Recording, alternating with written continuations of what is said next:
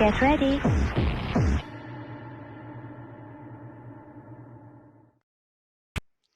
Hi, and welcome back to Trancing in the Sheets. My name's Kaz Riley. I'm the founder of Sexual Freedom Hypnosis.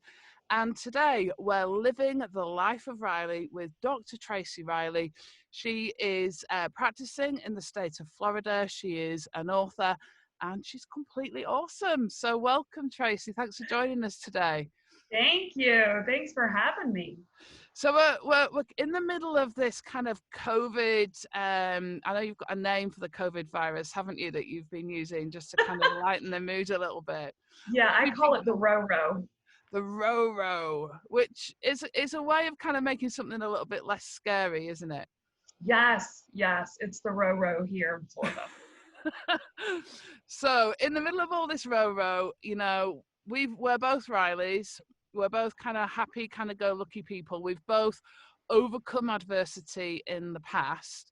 So I think it's a good thing to kind of share about, just talking about kind of feeling more optimistic, feeling less anxious, feeling better, especially kind of when there's this global pandemic going on and around, because anxiety in some situations is normal, and this is one of them. But what we want to do is to kind of lift our moods a little bit wherever we're there. So how have you been living the life of Riley through this pandemic? Well, it's interesting because my life hasn't really changed that much throughout this pandemic. I have 6 therapists that work for me. We all do mental health counseling, and we're all working every single day, which we're very grateful to be working. We're extremely fortunate and aware that a lot of people are not in the same situation. So we've been coming to the office, we've been working. Mm-hmm. I kind of consider myself an introvert at heart. So I don't go out a whole lot anyway. I don't go to bars. I don't go shopping. I don't eat out that much. So in all honesty, my life hasn't really changed that much, but I'm seeing what it's doing to the people around me. Okay. So what kinds of things are you seeing in terms of the kind of things that people are seeking you and your therapist's help for? Is there been a change whilst this has been happening? Yeah, so unfortunately, the biggest thing that we're seeing right now is fear. And that's heartbreaking because this is not the boogeyman that's going to come in the middle of the night. Like, this is a real thing that we're dealing with.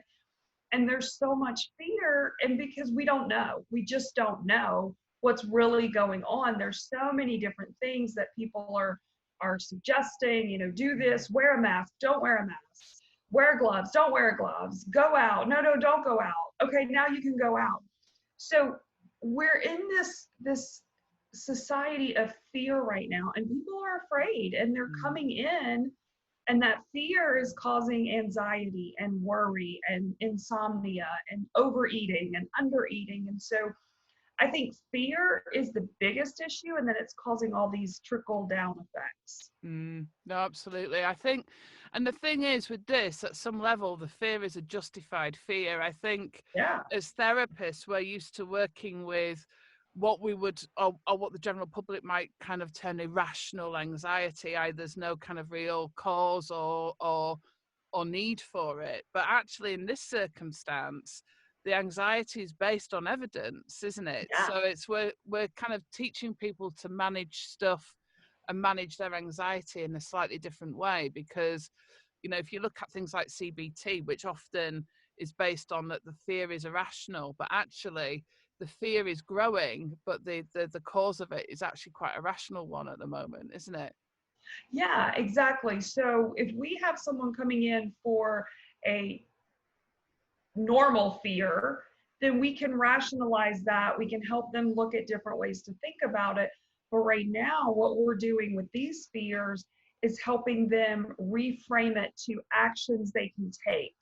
What actions can they take that they can be comfortable with based on the evidence, and move forward in a way that works for them. And what works for one person isn't going to work for someone else.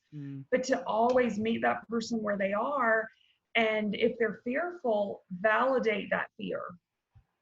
Absolutely. I guess it's about getting people to focus on what they can actually control, what they Right. actually do know as a fact, not, and this is where I think social media, for example, has really kind of fed into a lot of those fears, hasn't it? There's a lot of misinformation out there as well. So, Yeah, yeah. so when our beaches opened, I think our beaches here in Jacksonville, Florida, they were shut down for about a month. Hmm. And when they opened, we had very strict limitations. There was a few hours in the morning and a few hours in the evening that you could go to the beach, and you had to be moving, walking, swimming, surfing, kayaking, fishing, but you had to be moving. And so then I see on the news there are all these pictures of overcrowded beaches and umbrellas and blankets and tents put up. And I'm like, that's not our beach. Like, Mm. that is not happening. But the news, the media was putting it out there that we're being irresponsible and that we're not maintaining social distancing. So I went out to the beach about 5 days in a row and did live Facebook Lives and said, let me show you what's really going out here in Jacksonville Beach. Now, maybe some other areas of Florida are doing it differently, but let me show you what's going on out here.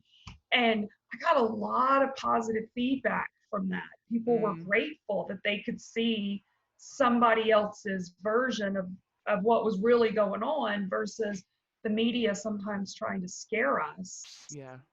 Yeah, I think the media have got a lot to answer for over this whole thing, actually. Just in For terms sure. of, I guess they're always looking for the story, aren't they? They're looking for the catastrophe or, the sensationalization of Yeah. something, where actually in this case the facts are enough, aren't they? Yeah, the facts of the row are enough to be sensationalized.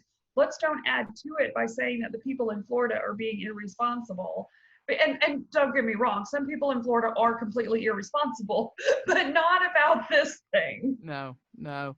And I think that's it. It tends to be the minority, isn't it? That, most people have been following social distancing. That's why there are so many more anxious people. And, it's certainly something that I've seen in terms of the inquiries that I'm getting. Obviously, with my speciality, it's anxiety, but also a lot of the sexual dysfunctions and the relationship stuff, because anxiety feeds into those very negatively.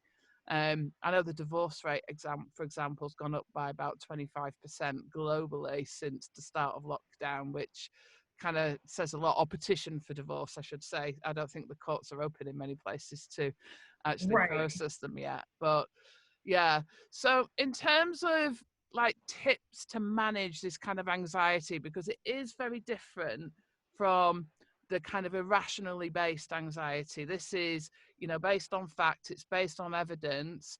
What kinds of tips would you give people in terms of to kind of help them manage that better? Because I think that's what we're looking at the moment, is managing anxiety, isn't it? So that we can just focus on the things that we can do something about.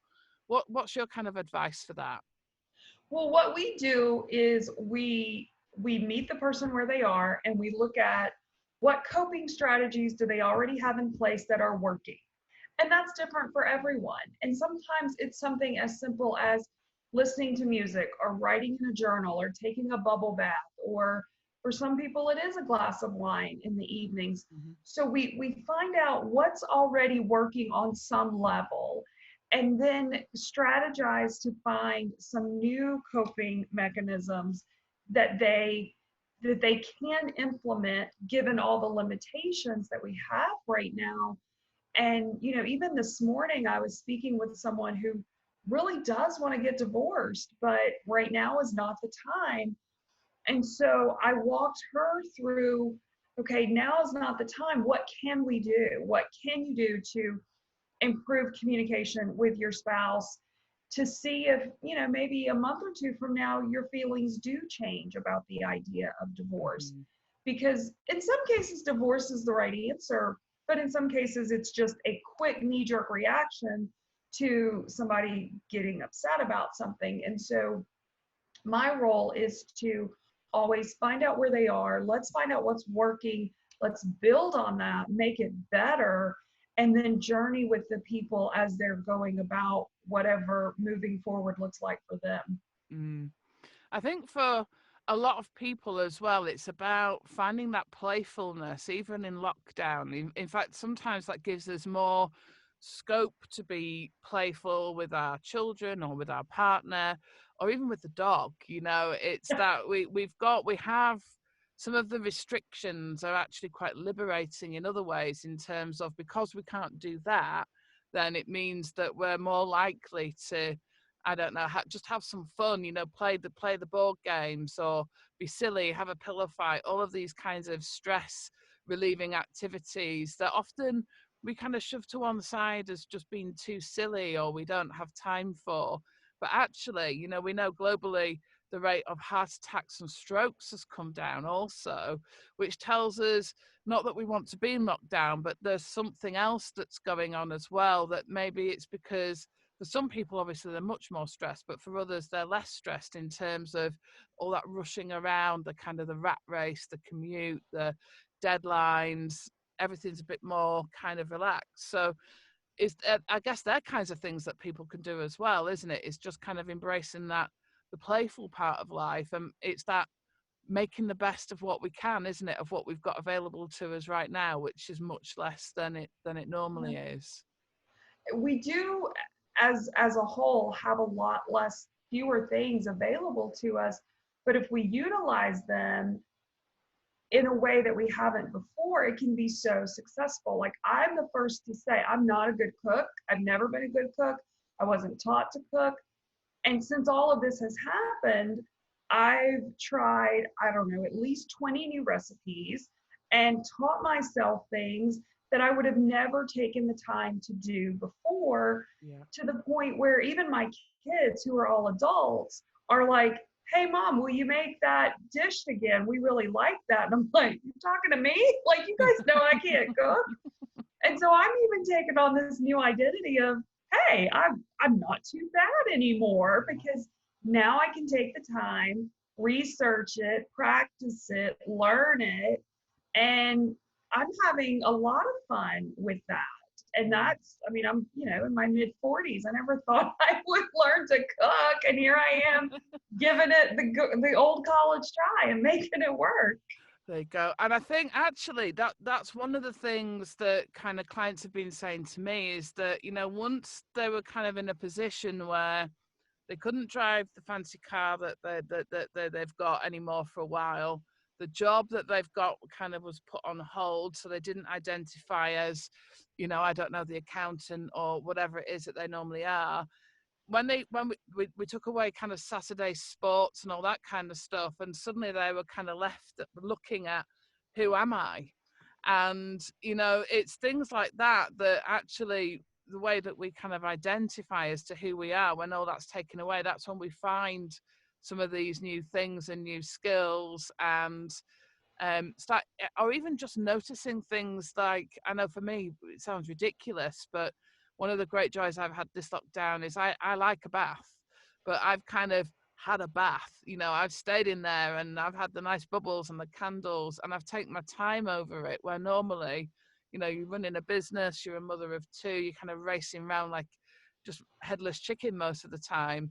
Is actually just to do everything a little bit more mindfully, I guess, isn't it? And Yeah. people are discovering, whether it's that they're a cook or they're like bubble baths or they suddenly like yoga, that actually there's much more to them than just the job. And often that's the thing that people have been kind of getting stuck on, really, isn't it? That bit of their identity is on pause for the moment, but now I think people are finding all the other cool stuff to do. Like, you know, I'll be coming around for dinner maybe when I come to Florida. You might be cooking for me.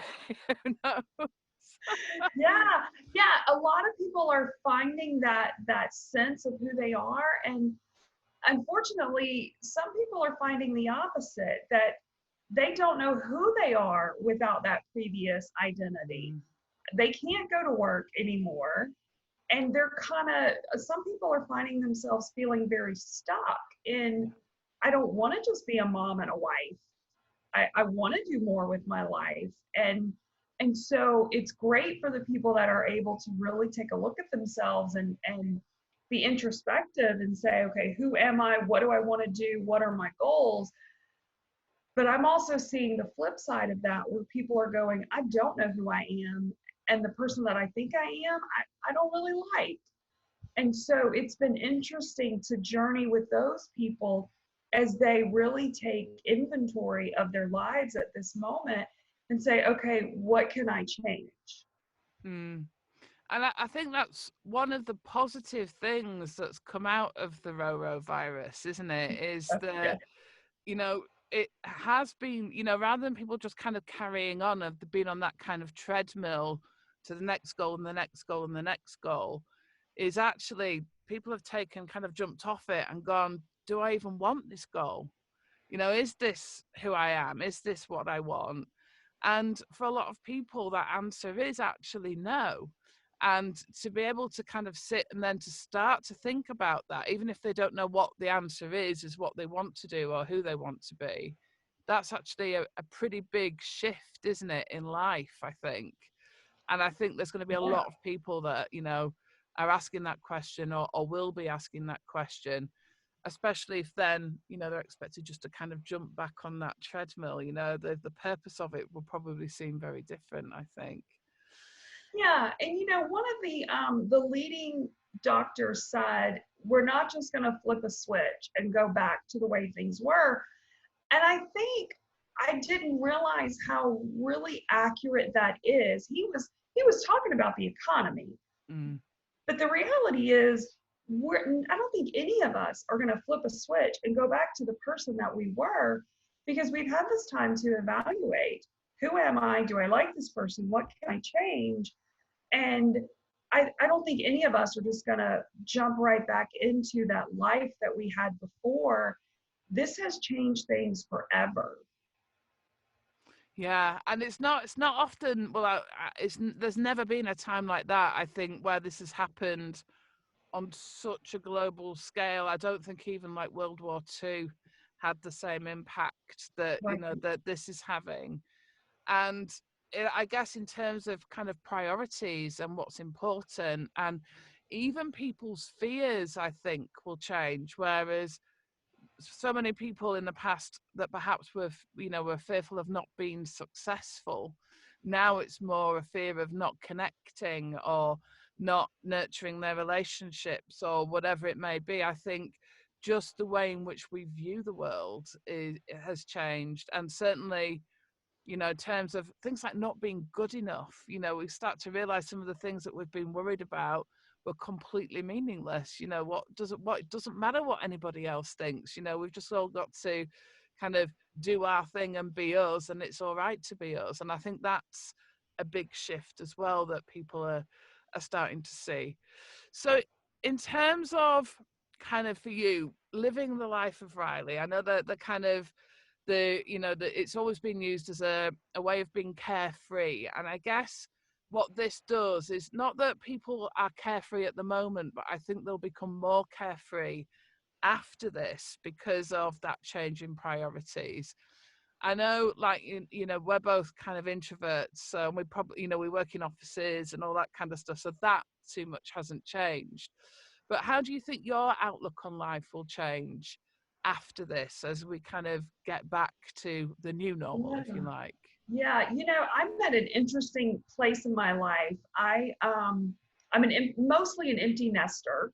So for most of my life, I was a single mom of three small kids, and so I've kind of transitioned into just my son is living with me, and he's 20, and so it's just me and him, and I don't see him very often because he's got a life, a full-time job, a girlfriend, school, and so I don't see him very often. And so I find myself in this transition of, now I'm not a wife.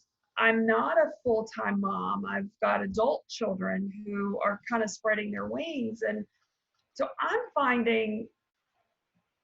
figuring out who I am and what do I want to do and what hobbies that I never had the time for do I want to do now, and where do I want to go, and hey, how about a vacation somewhere? I can do those things now. And so I think it's an interesting time for me personally, because my personal life was already in transition, and then we had this downtime in our schedules.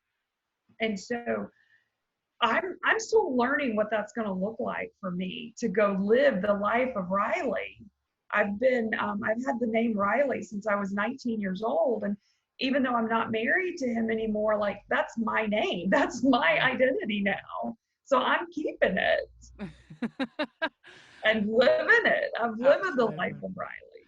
And I guess kind of what that means, isn't it, is that you can make it anything that you want to make it. I think that's the lesson, or one of the lessons from all of this, isn't it, is that we can make something out of nothing. When we look at some of the situations where, people have been left with not very much at all, and yet they're still, kind of, they're living the life of Riley. They're kind of getting on with stuff, they're making stuff, they're doing the best they can.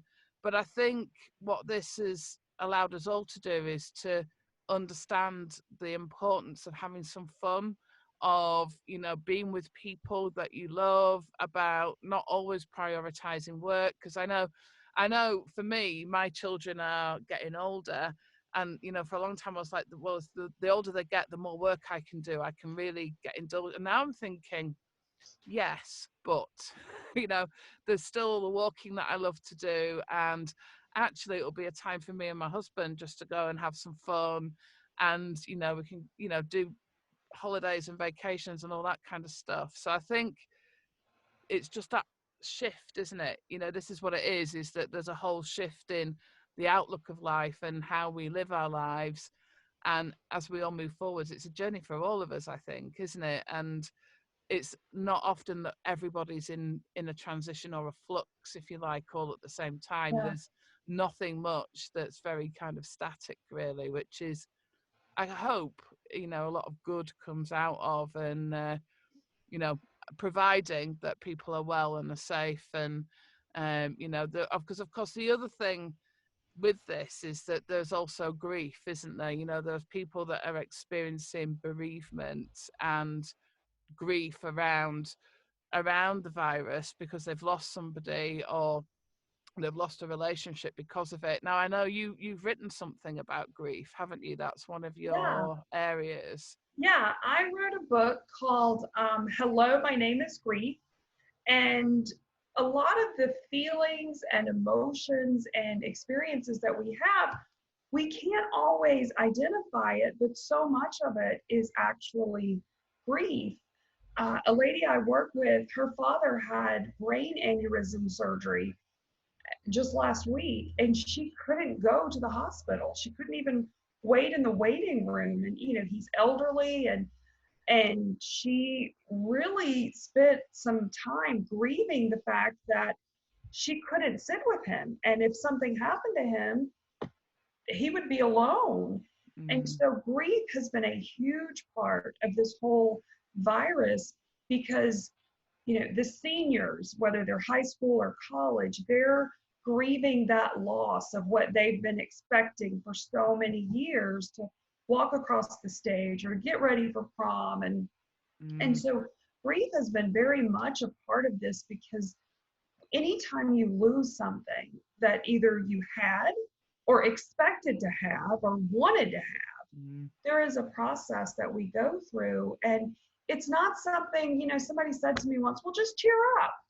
Well, why didn't I think of that? Yeah. Like grief is a real experience that we have to go through in order to come out on the other side.